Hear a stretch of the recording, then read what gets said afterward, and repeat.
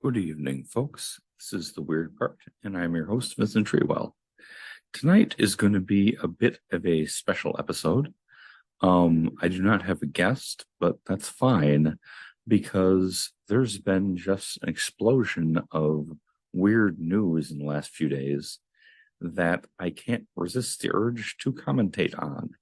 So, we're going to be talking about the Long Island serial killer.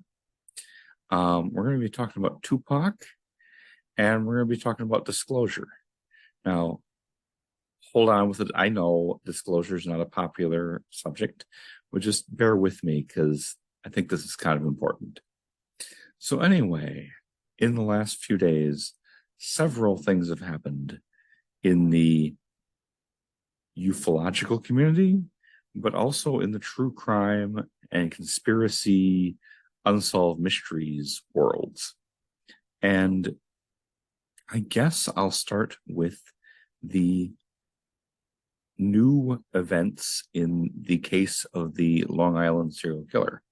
I remember when this first occurred, and it was a huge deal, and it was considered rather unsolvable.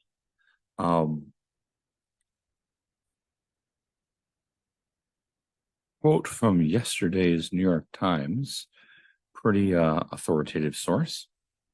In December 2010, Officer John Malia and his police dog Blue were combing Gilgo Beach, a remote stretch of sand on the south shore of Long Island, when they found human remains.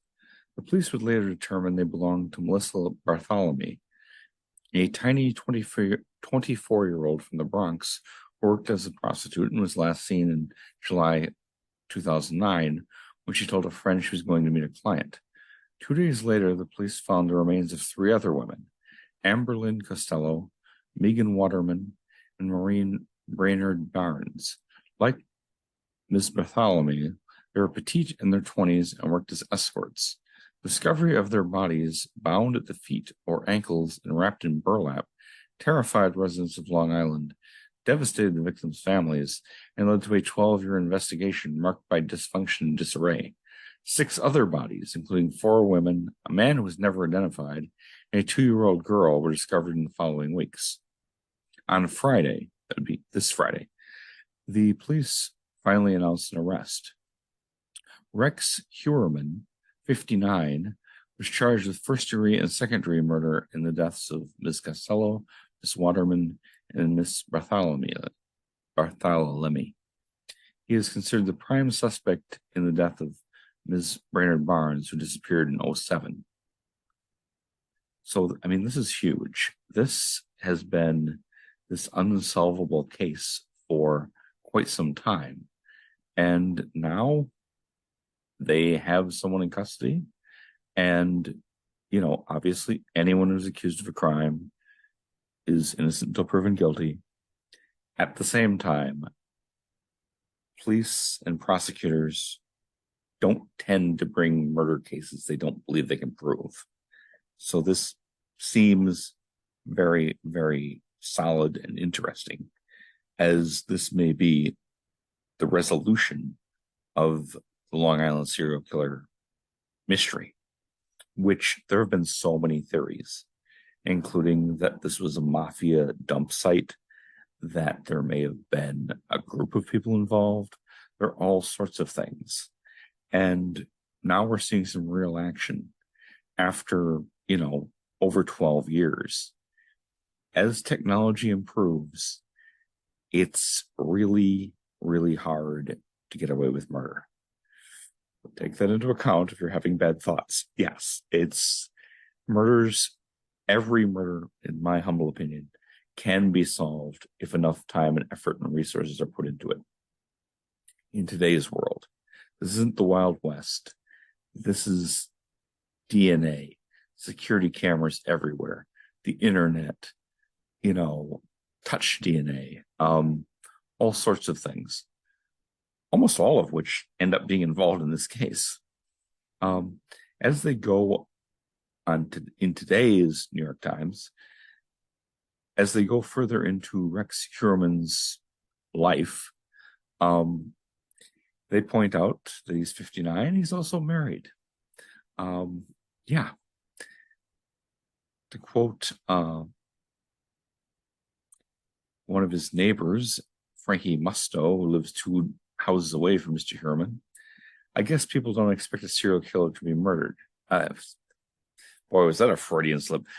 I guess people don't expect a serial killer to be married, said Frankie Musto, who lives 2 houses away from Mr. Heuermann in Mississauga Park, a bedroom community an hour from Midtown Manhattan. Ms. Musto, I guess Frankie is a woman's name. Ms. Musto was standing on her porch discussing with family and neighbors how a man police officials described as a demon that walks among us could remain married for years. During the years that investigators say Mr. Heuermann was preying on young women, he lived in the Red House with his wife, Asa Ellerup, 59, and their 2 children.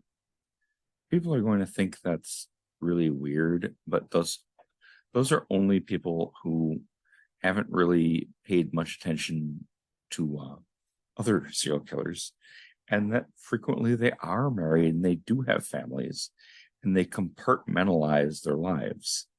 That was John Wayne Gacy. That was Dennis Rader, who was revealed to be the BTK killer.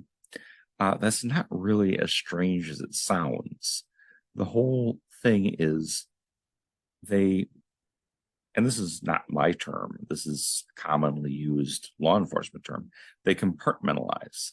This is the weird part of, no connection to the show, but this is the weird part of their life where they go and do horrible things. And then they have a normal life outside of that. And they keep it in boxes, you might say, mental boxes. As I've discussed before on the show, I used to work with a guy. His name is Phil Wenzel. He's currently doing life without hope of parole in a federal prison in, it's either Arizona or New Mexico. I don't really keep that close track. He was a sergeant on the sheriff's department. In his spare time, he abducted, raped, and filmed preteen girls. He was eventually caught and put away, and he's in the federal system for the rest of his life. If he should, in some impossible way, get an appeal, he can come back to Wisconsin and serve the over 100 years he has facing there, which he's already been sentenced to. I can tell you this, working with him, I had no vibe whatsoever. We weren't friends. Of course, you're not going to find anybody who will admit to being his friend, but no, I thought he was kind of a weasel, and I thought he was a self-promoter who was trying to climb the ladder. But I never once got a vibe that he was doing horrible, violent acts with children. That just did not occur to me at all, nor to anybody else. People who do these type of things, that's how you become serial. If you look like you're the kind of person who would do something like that, you get caught real early, okay? The people who are serial killers and serial rapists and serial any bad thing manage to blend in with everybody else. That's the whole deal. And that's apparently, and again, these are accusations, but we'll see what happens in court. But that's apparently what the guy in Long Island was doing. He was blending in rather perfectly with everybody around him.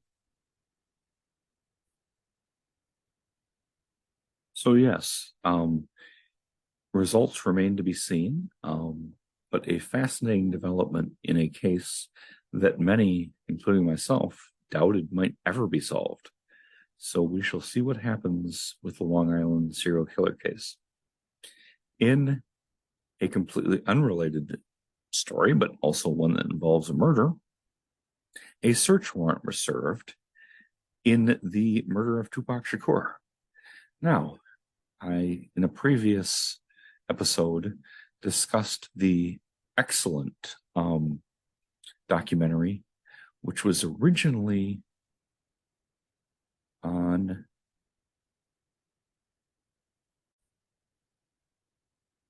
which was originally on USA Network, unsolved the murders of Tupac Shakur and the Notorious B.I.G.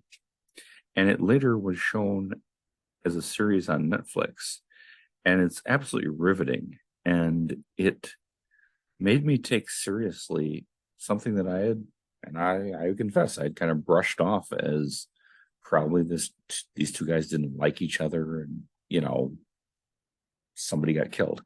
They both got killed, but there is tons more to it. And as it unfolds, it opens up into almost like a Russian nesting doll of just conspiracies upon conspiracies that, to pull out only the most cogent point at this point, Tupac may have been murdered by LAPD sheriff. I'm sorry, not LAPD, LA Sheriff's Department detectives who are moonlighting as hitmen. That is a possibility. I obviously am not naming anybody or accusing anybody because nobody's been charged with anything. But there is no statute of limitations on murder in Nevada, as in almost all states. And a search warrant was served yesterday in the ongoing investigation into the murder of Tupac Shakur. So that is a big deal. So according to this evening's Washington Post, which means you may have heard it here first, which is pretty great, if I may say so. I like to be able to break some news once in a while. I'll just quote directly from the Washington Post as of about an hour ago. The investigation into the death of hip-hop legend Tupac Shakur took a new turn Tuesday as the Las Vegas police confirmed it served a search warrant in the case. The Las Vegas Metropolitan Police Department said in a statement that the warrant was served in the city of Henderson, Nevada on Monday as a part of the ongoing Tupac Shakur homicide investigation and declined to comment further. Tupac was shot multiple times on September 7th, 1996, in a drive-by shooting after stopping at a red light near the Vegas Strip. Close quote. I'm just going to add that the Vegas Strip tends to be extremely safe. Part of that is a huge law enforcement presence. Part of that is it's mostly owned by the mafia. So, yeah, nothing's going to interfere with the tourist trade. Murders on the Strip are really unusual. Okay, so take that for what it's worth. Resume the quote from this evening's Washington Post.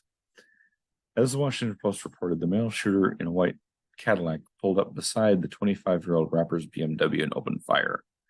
Tupac had been on his way to a club after watching Mike Tyson and Bruce Seldon in a world heavyweight title bout and died 1 week later in a Las Vegas hospital from the gunshot wounds. No arrests were ever made in an incident which spawned multiple conspiracy theories about who shot the recording artist. Police at the time said that Tupac and some of his friends had been involved in a fight inside a hotel before the shooting. Marion Suge Knight, head of Death Row Records, was in the car with Shakur and was slightly injured in the shooting. I'm going to close the quote for a second and just mention that sounds. There was a fight that's recorded on video. There was a fight. Whether that had anything to do with anything is questionable. The fact that Suge Knight was in the car and yet wasn't really harmed has struck many people, including myself, as suspicious. That ignores the fact, which I didn't know until I watched the documentary, that the way the shooting happened, that doesn't seem unlikely, okay? That Tupac was clearly the target and that that wouldn't strike me as being something that would be nonsense, So to resume the quote from this evening's Washington Post, Las Vegas police did not answer the Post's questions about how often search warrants are issued in the case. Nevada doesn't have any statute of limitations for prosecuting a homicide case, according to the Associated Press, there's almost, close quote, there's almost never a statute of limitations on murder. If you do a murder, they can prosecute you till the end of your life. Doesn't matter. Yeah, that's true. Resume quote. The Tupac Shakur Foundation, which is run by Shakur's sister, did not immediately respond to a request for comment. And they go on into Tupac's musical career and such. Anyway, so this is a big deal. I don't know what they're looking for. I don't know what they found. I do know the statement that was made in the documentary was that Death Row Records, which was run by Suge Knight, who is currently incarcerated for murder in an unrelated, at least apparently completely unrelated, murder that he ran over a person that I believe worked for him. He had a bad habit of solving employee disputes with quite a bit of violence. But he's in prison for murder right now. But the statement that was made in the documentary was that Death Row Records was, quote unquote, crawling with cops. That despite being a fairly open bloods gang member, Suge Knight loved hiring off-duty police officers to do, quote unquote, security, which may mean a lot of things to a lot of people. But yes, that was kind of his deal. And the allegation made in the documentary is that the people, and there were two guys that, who I will not name because, again, nobody's been charged with anything. Everybody's innocent until proven guilty. But the documentary said that Tupac was killed by two LA sheriff's deputies who were also hitmen. And I have to say, their case was extremely compelling. It's an absolutely fascinating story. And I suggest anybody that has the opportunity to watch it, watches Unsolved. I'm not sure where it's streaming right now. It was originally on USA, then it went to Netflix. I'm sure it's available if you care to pay a couple of bucks. That would not surprise me at all. So we will have to wait for further developments in the Tupac murder investigation, but things may be happening. It's very interesting. For the next and final weird news, breaking news, bear with me. I'm going to talk about disclosure. I know in the circles I run in, that's not a terribly popular opinion, but I think the disclosure movement, I won't even call it a movement, disclosure events have gone up a level. And from here, I'm going to be quoting from thehill.com, a fairly objective, I would say completely objective, political site. And bear with me. I know there's a lot of skepticism that the government's ever going to tell the truth. But I have some things to say about that hopefully will resonate a little bit and or at least maybe worth listening to. So yes, let's quote from The Hill as of, I believe it's today. Yes, it's this morning. They came out with this story. Non-human intelligence. Schumer proposes stunning new UFO legislation. Senate Majority Leader Chuck Schumer, Democrat from New York, along with a bipartisan group of 5 other senators, introduced extraordinary legislation on July 13th, suggesting that the U.S. government or private contractors may secretly possess recovered UFOs and, quote, biological evidence of living or deceased non-human intelligence. According to the legislation, non-human intelligence is defined as any sentient, intelligent, non-human life form, regardless of nature or ultimate origin, which may be presumed responsible for UFOs. Given the decades-long stigma associated with the UFO topic, such stunning language is not included in bipartisan congressional legislation on a mere whim, let alone proposed by the Senate's top lawmaker. According to a statement accompanying the legislation, the 2017 disclosure of a previously unknown government UFO analysis program spurred a broad congressional investigation of unidentified anomalous phenomenon, in parentheses UAP, the government's new terminology for UFOs.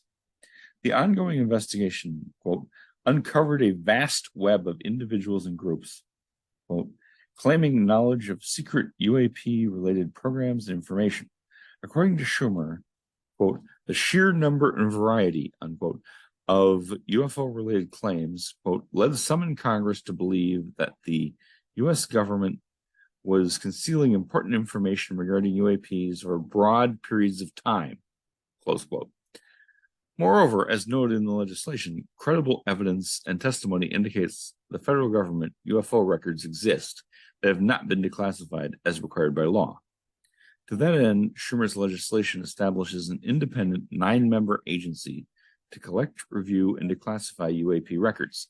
If passed in its current form, law would mandate that all government UFO documents carry a presumption of immediate public disclosure.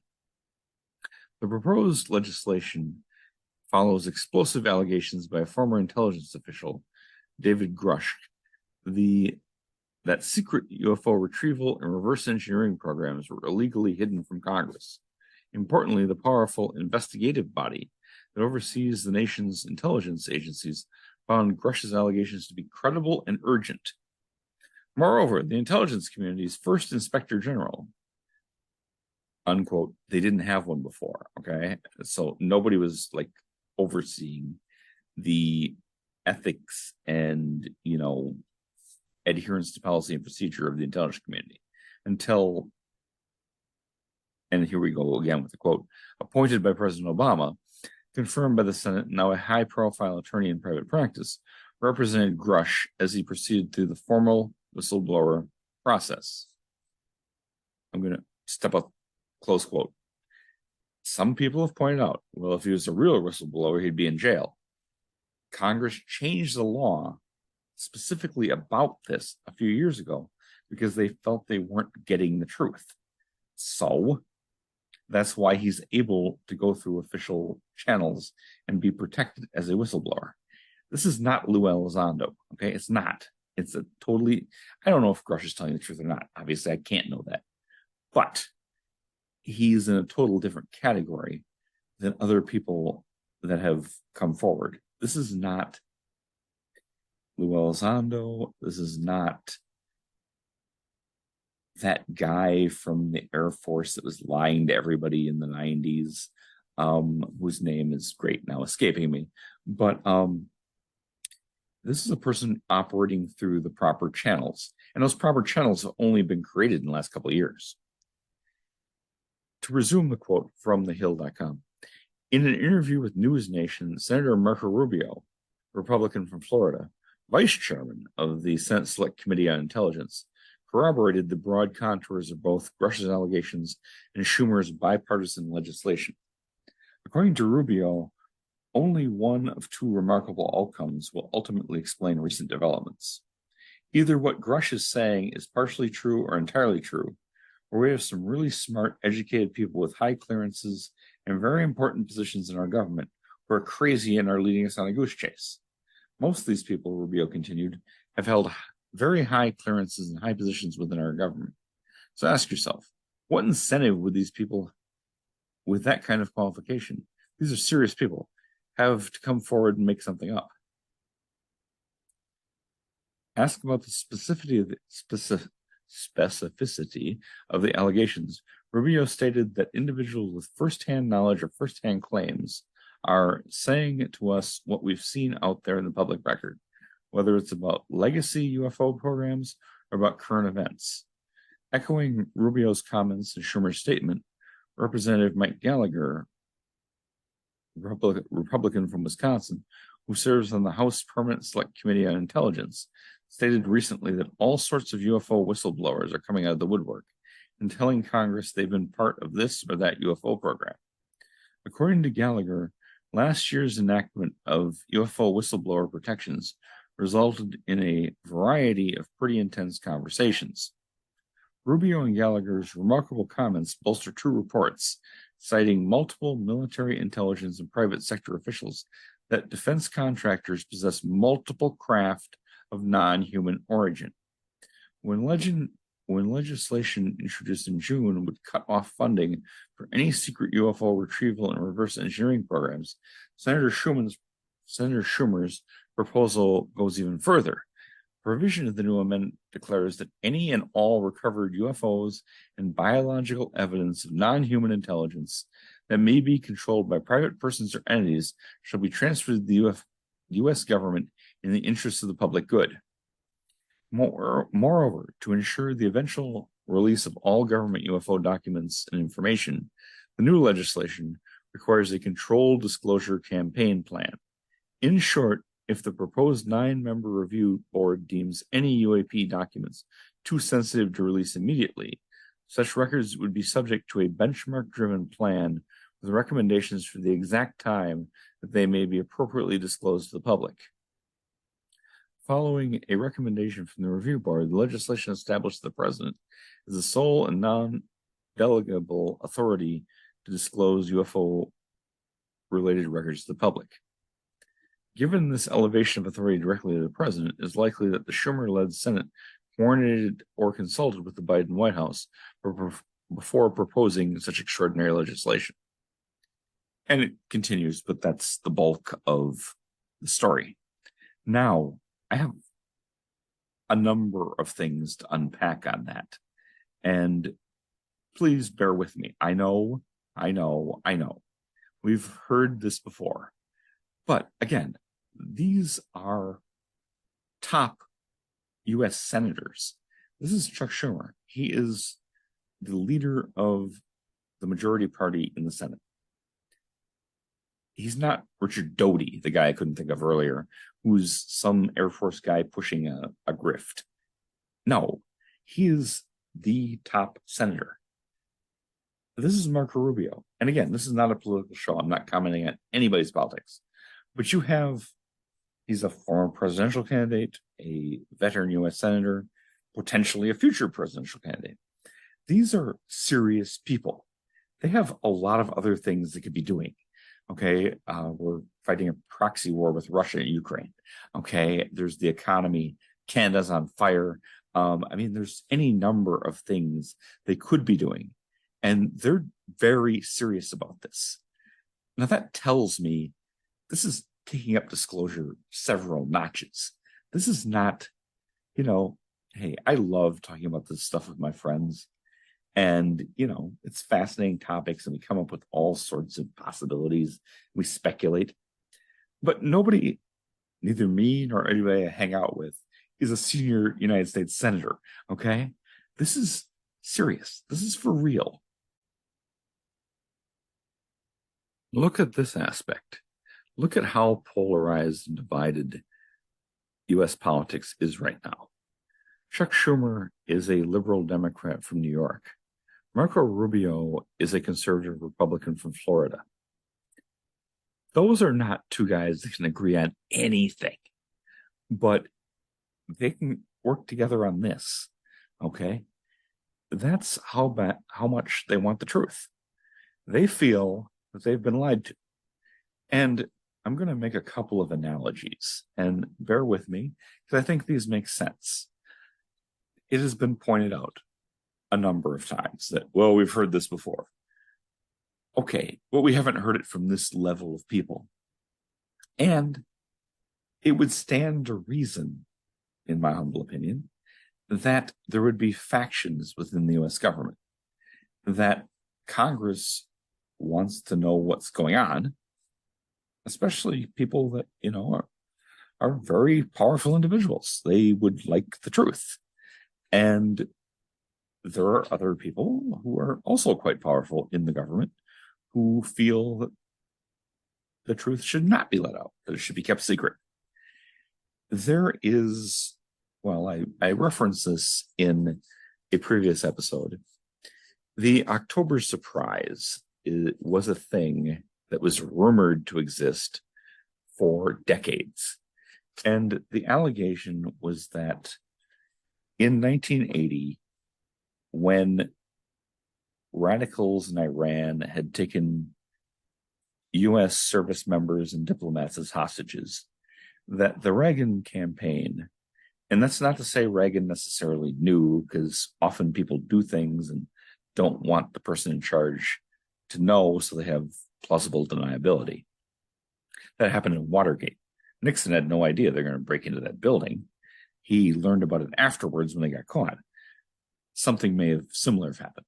But the allegation was out there that people in the Reagan campaign made it clear to the Ayatollah in Iran that don't let the hostages go before the election, and we'll cut you a better deal. That was called the October surprise. It was of course, it was widely denied. For 40 years, actually it was over 40 years, that was a rumor that floated around. It was never proven, but it was widely alleged. Well, like a month or two ago, a aging career Texas politician admitted that, yeah, we totally did that. We couldn't talk to the Iranian radicals directly, but we being him and the governor of Texas, whose name is escaping me, but they went on a tour of the Middle East as members of the Reagan campaign and told everybody who would listen, and they talked to a lot of very important people, that don't let the hostages, tell the Iranians, don't let the hostages go before the election. We need this, okay? This will help us win, and then we'll cut you a better deal, which may have directly led to Iran-Contra. But yes, that happened. And the guy said, look, Reagan's dead, Carter's in hospice, it's time the truth came out. And he said, yeah, we totally did that. So just because something's been rumored before doesn't mean it's not true, okay? Sometimes the truth takes a long time to come out. And it comes out once everybody important is dead. And then we can admit that, yeah, that totally happened. That was reported in the New York Times, okay? That's as much as we can possibly confirm an absolute fact. They went from Middle Eastern leader to Middle Eastern leader, from Saudi Arabia to Egypt, telling them, let the Iranians know, don't let the hostages go too soon. We don't want Carter to win this election. If you hold them a little while longer, and think how incredibly unethical that is, how evil that is, that you're telling these radical terrorists to keep American hostages a little while longer, just so we win the election, you know? That's what they did. And it finally came out like 2 months ago, okay? So, yeah, just because the truth's been denied for a long time doesn't mean it's not true, okay? To make another analogy, I must reference my favorite TV show of all time, Millennium, a spin-off of The X-Files starring Lance Henriksen as a retired FBI agent who is kind of an empath or somewhat psychic. It's a fascinating show. And it starts off as more or less true crime and ends up very paranormal, psychically weird. It's fascinating. But yes, in the Millennium Group, again, this is an analogy. This is not what I'm saying is literally true, but I think it kind of describes the situation. There are two factions, the Roosters and the Owls. The Roosters want to wake everybody up and release all the secret information. The Owls say no, it's still, the roosters say it's dawn, and the owls say no, it's still the middle of the night. We need to keep this quiet, keep everything quiet. People aren't ready for this. I think that exactly parallels what's going on in the government right now at the highest levels. When I say the highest levels, well, does it get higher than Chuck Schumer, the majority leader in the Senate? Does it get higher than Marco Rubio? Does it get higher than four-star generals who probably don't want this stuff released? I don't think it really gets much higher than that, okay? Um, there are roosters and there are owls. And the senators are roosters. They want to put the information out there. They want the truth. And I have to say, whatever else you think of his politics, Marco Rubio was pretty eloquent when he put that out there, that either one of two things is happening. Either there really are crash ships and dead aliens, or a whole bunch of people at high level security clearances have been lying to us for some reason for years. Now, either one of those is pretty much a bombshell. Okay. I have to agree with that completely. So I think disclosure this week has really cranked up several notches. And I don't know what's going to happen, but something I feel is going to happen. And I just put these caveats on it. If you're going to do the literal disclosure that people have been talking about, you can only do it once. Okay. If there's one crash ship and one dead alien, that's the biggest news story in human history. You can only do that press conference once. After that's out there, you can't walk it back. There's no mitigating that. So obviously there's a lot of concern that if you're going to do that, you have to do it right. But that doesn't, I don't exclude that from the realm of possibility. So that's my 2 cents. I realize that may not be the most popular opinion, but I think it's worth considering.